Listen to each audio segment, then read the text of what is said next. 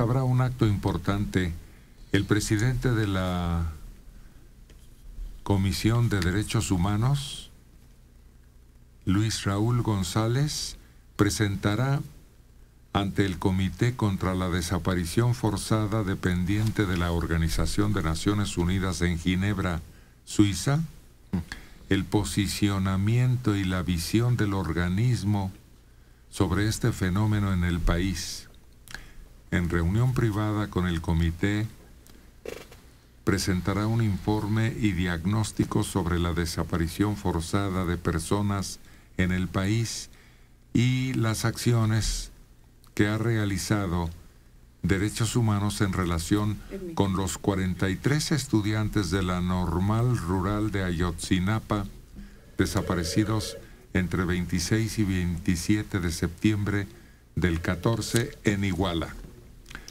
En el resumen ejecutivo del diagnóstico se destaca que los derechos humanos se enfrentan actualmente en México una de sus etapas más críticas y desafiantes. ¿Eloísa?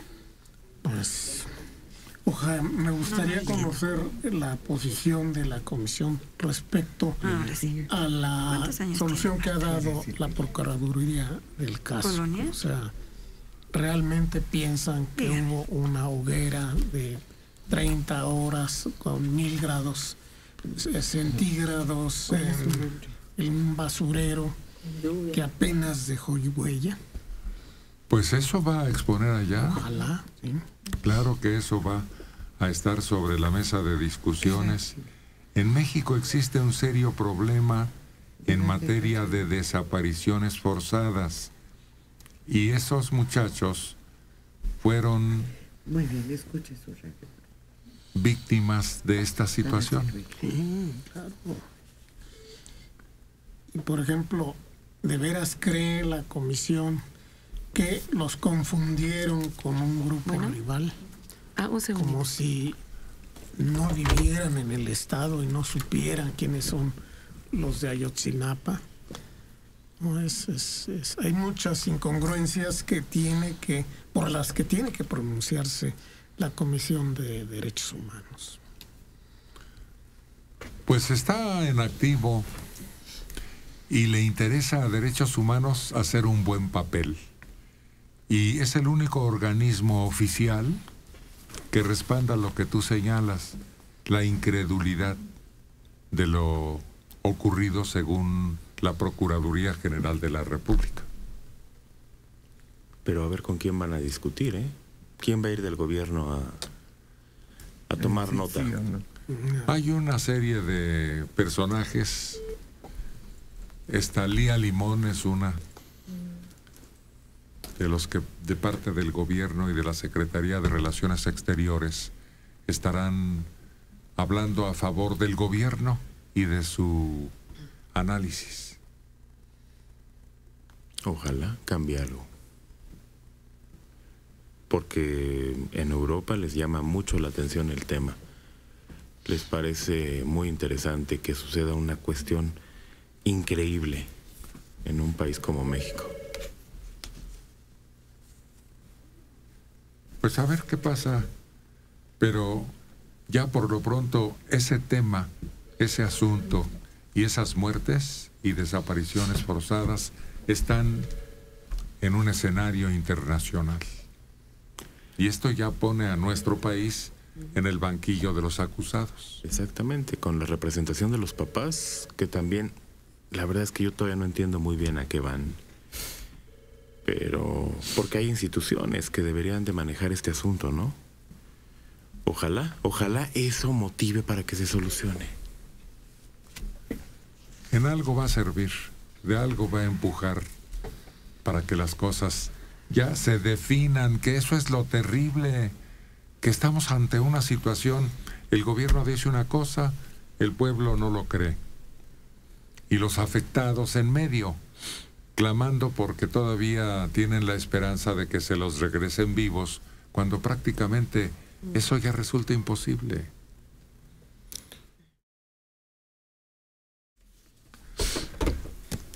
En Ginebra, Suiza, los políticos no serán los protagonistas de las sesiones que se realizarán en el Palacio de las Naciones. Esta vez serán los 43 normalistas desaparecidos sobre los que se hablará durante la reunión que se lleva a cabo en el Comité contra la Desaparición Forzada. El recién nombrado Ombudsman de Derechos Humanos, Luis Raúl González, será el más importante, que presentará un informe diagnóstico sobre este caso. Además de denunciar la impunidad existente en el empeoramiento de la situación, con la aparición de numerosas fosas que tampoco han recibido una explicación amplia de en qué consistió, quiénes están ahí, por qué se investigó hasta que fueron descubiertas por casualidad, etcétera.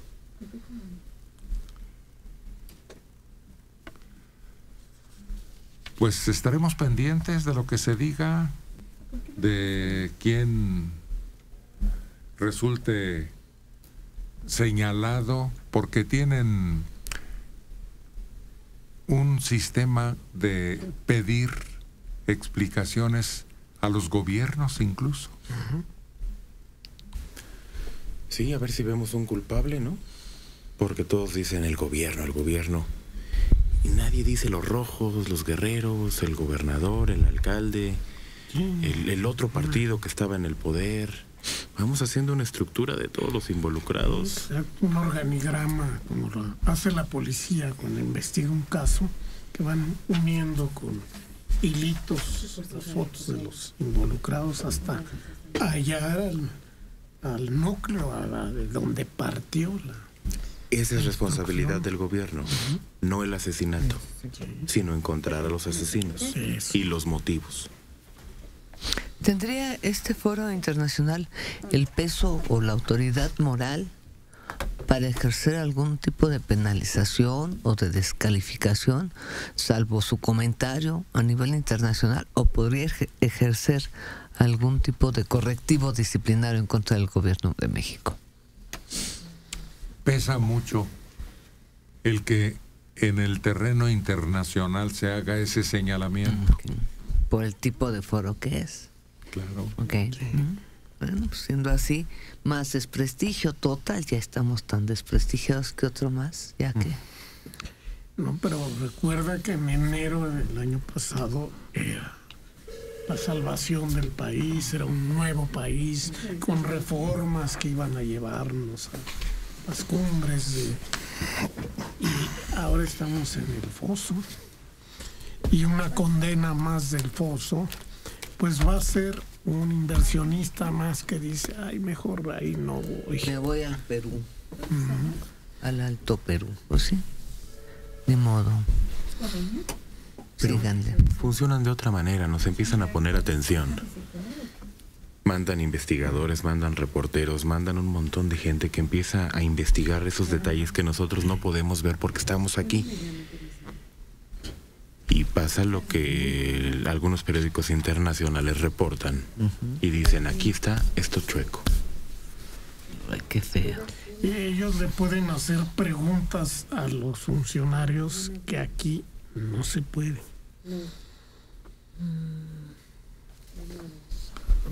Es que aquí sí se les han hecho preguntas a los funcionarios. La cosa es que no las contestan, o les dan la vuelta o desvían la atención hacia otro lado.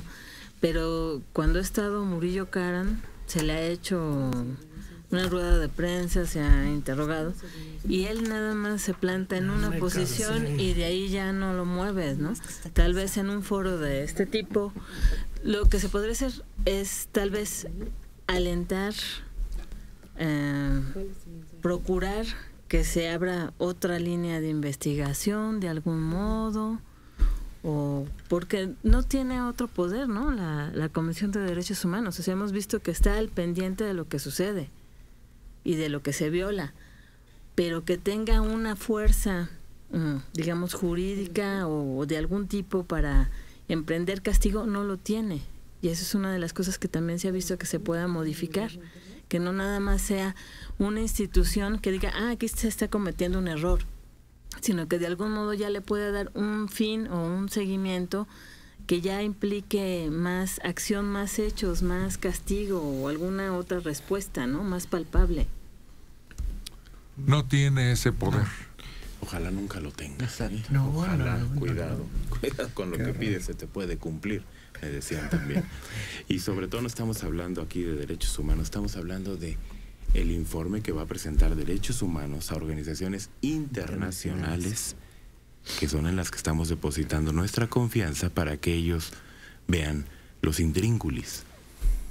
Se ha visto y se ha estudiado en estos tiempos por todo lo que ha sido la función de derechos humanos en buscarle ese lado en que pueda tener otro tipo de respuesta, que no sea nada más contemplativa, ¿no?